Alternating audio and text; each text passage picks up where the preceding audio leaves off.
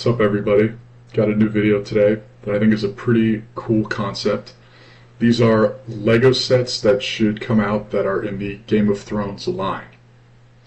Now, before I get started, yes, I do collect Legos, I build Legos. I probably won't post any Lego content until next year at some point. I'm in school right now, so I don't have any of my sets with me. But if Lego ever did a Game of Thrones line, I think these are some ideas that they could use for some sets. So and keep in mind, these are all ones that I've come up with, so they might already exist as an idea, but these are ones I just thought of kind of on the whim. So the first one I thought could be the castles of each house. And when I thought of this, I thought how they were going to pull off the size of these castles. You know, would they be minifig scale? Would they not be? And I think ultimately using the Star Wars UCS line for scale, like some of those really big ships, they could do that for these castles and still get a really good interior. They could put up the different size of each castle because they vary. Like Winterfell is much bigger than, say, the Vale or River Run. So you could still... I also have prices for some of these. I think for the castles they would have to be $800 to $1,000. Which I know we only have $1,000 Lego the Death Star is the $1,000 set. But I think to pull it off, you could put some great figs in there. You could put the families. You could put people that work in the castle.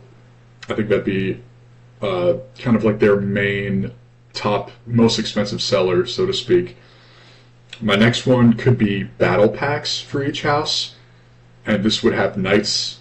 So for what I said was 5 total figures and then 1 horse. And of those 5 figures, 4 of them would just be either foot soldiers or knights. And then the 5th would be like a commander or a lieutenant or some high-ranking soldier. And I think the horse could have the armor plates like the Lion Knights castle horses do.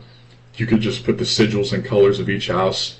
I know there's a independent third-party company that does that for the Game of Thrones horses, Lego horses. That looks really good. And I said for these battle packs, I think they would have to be closer to $40, just because how many figs and pieces. You know, you could even put a little build in there, like a trebuchet or something like that. My next one were dragon builds, like brick built Viserion, Rhaegal, something like that. And I think these prices would vary because if you do minifig scale, say a dragon like Vhagar or Vermithor would be way more expensive than a dragon like Sunfire, who's much smaller. But I think you could put like the dragon's rider, you could put maybe a soldier from whatever house, or you know, they'd be all Targaryen. You could put a Targaryen soldier. And like I said, I think these would average out to $300 each, because the piece count would greatly vary from a small dragon to any of the larger ones. The next one I thought, which is a little more specific, were ships. I know some of the houses have navy fleets. The Crown has the Royal Fleet, and I think these really could vary on price. If you do, say, like the masthead ship of a fleet, like the Velaryon ship, the Queen That Never Was, is Lord Corlys's kind of his main ship. That would be way bigger than a normal just Velaryon ship. And I specifically put down the Greyjoys as well. You know, you could put the sail pieces, you could put down the sigils. Those would be really sought after. And I think that would look good too, because you could also color the ships according to their house sigil, which would look really nice.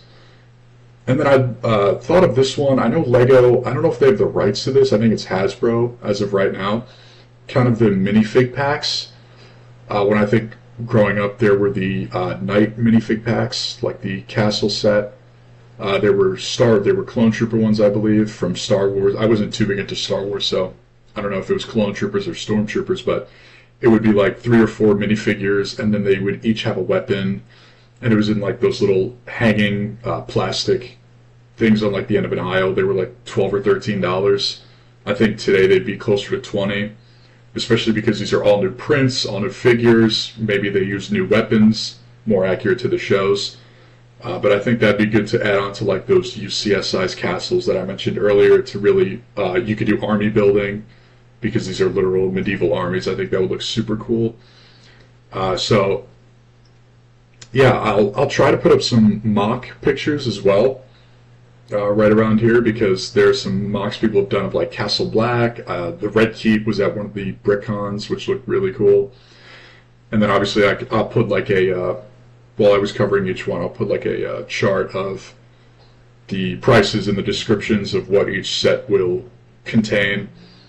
And again, I know LEGO kind of stays away from the rated R scene, but they do Marvel, which has Deadpool. Star Wars now has rated R. One of the new shows, I think, was rated R. I don't watch it, but I'm pretty sure one of the new shows, I think it was Ahsoka, it was called.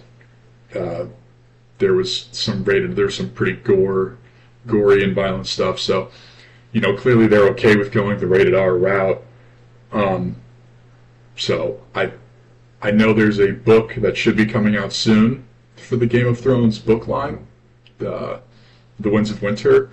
So maybe if LEGO wants to get on the licensing train now, get the licensing rights to make Game of Thrones LEGO sets, and they could do a release with the book at the same time, which I think would do crazy numbers. Because I know there's a ton of people that like LEGO and like Game of Thrones, or the Game of Thrones universe in general, that would be heavily invested into this. So, yeah, just a concept I came up with. I hope they do it.